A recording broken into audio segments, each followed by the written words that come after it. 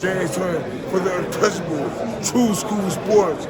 Let's go, baby. Bow! Be careful what you wish for because it can become a reality. Yeah. All right, Brendan Taylor here, True School Sports. I'm with one of the most dynamic talents in the featherweight division.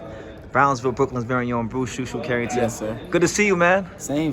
You know, we here. It's fight week. You know, right now, you know, on a kickback. You know, going to be enjoying the festivities of the boxing fights. You know, Espinoza's main event. Definitely going to have an eye on that. But I got a few guys that a few of my friends is going to be fighting on that card too. I got, you know, Brian Palaco. Trisley. I got DJ Zamora, Troy Isley, Hobbies. That's the real main event. I ain't gonna lie to you. That's a good fight.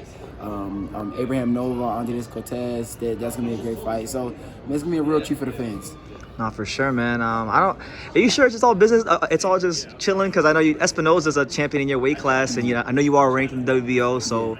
Highly. Very highly. You know, you got Inoue coming into your fight, so like I don't know if you're just chilling. I feel like it's a bit of a business trip. Of course, I mean it's a little bit of both. I'm chilling, enjoying the show. Work and play. Yeah, work and play for sure, definitely. Yeah. Well, I wanted to pick your brain about just your last fight when Inoue did come to your fight and you gave him the bow.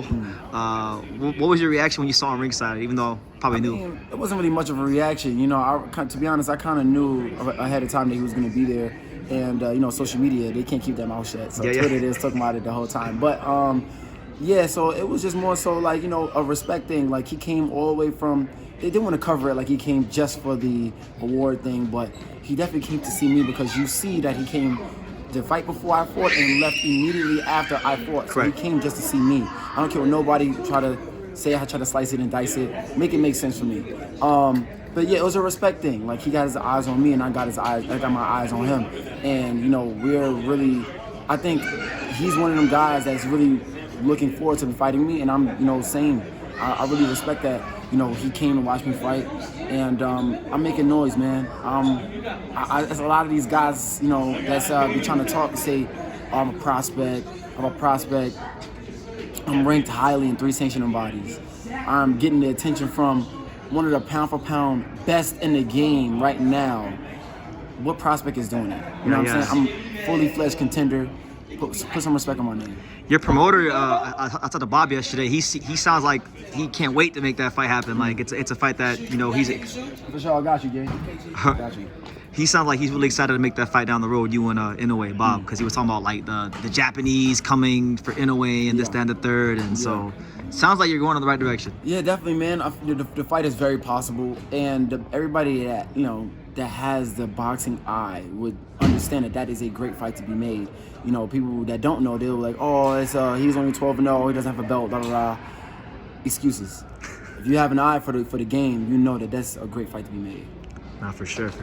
And your weight class is just on fire right now. You got Espinoza. I'll ask you about that, right? Because if he holds on to the belt, you're in the WBO. What do you think about you and Espinoza? I would want to fight him by next year for sure. Yeah. You know, the first quarter of next year, I would like to fight Espinoza, and I really want that chip, man. Nothing's gonna be able to stop me. You know, I really want to just be able to be known as the best, and I'm gonna take any step necessary to be able to do so. Okay. And then I know a big fight got made, a pretty good fight got made in your weight class for August the 10th between Venado Lopez, your sparring partner, and Angelo. Yeah. That's gonna be a great fight. That's gonna be a really great fight. I'm really interested to see how Angelo Leo deals with Venado's awkwardness, man. You know, Angelo Leo, he brings a lot of pressure. But that's gonna be a great fight for the fans, man. I'm gonna be interested in watching that one as well. Are you going to that one, or I know it's in Mexico, but it's your weight class. I don't know. Yeah. I don't think so. I've been doing like a lot of traveling right now. I'd like to take a break and focus on my craft, man. Yes. I'll be getting back in the ring in September as well. Okay. So ain't nobody trying to be doing all that. Would it be a step-up fight for September? Say it again. Would it be a step-up fight, maybe like you versus like Ruben Villa? I'm always trying to step up. We got a lot of things in the plans, you know. We was trying to get one of the top 15 guys in a ring with me for this next fight, and he said no. So can you say a name or no? Nah, I ain't gonna say okay. I don't put no business out there, man. You know, they know who they are if they see this. Yeah. Yeah, it is what it is, man. I just really want to be able to be the best and fight the best. And at a point in time, man, I'm gonna just get to where I know I'm gonna get to where I want to get to because, man, I'm a high demand, man. Like a lot of people want to see me fight, so it is what it is. Okay, all right. Well, I want you to thank you for watching another video on the untouchable True School Sports Empire. I'm at the Boxing Hall of Fame out here in Canterbury, New York. And for more great boxing content just like this video, make sure you click and subscribe right over here.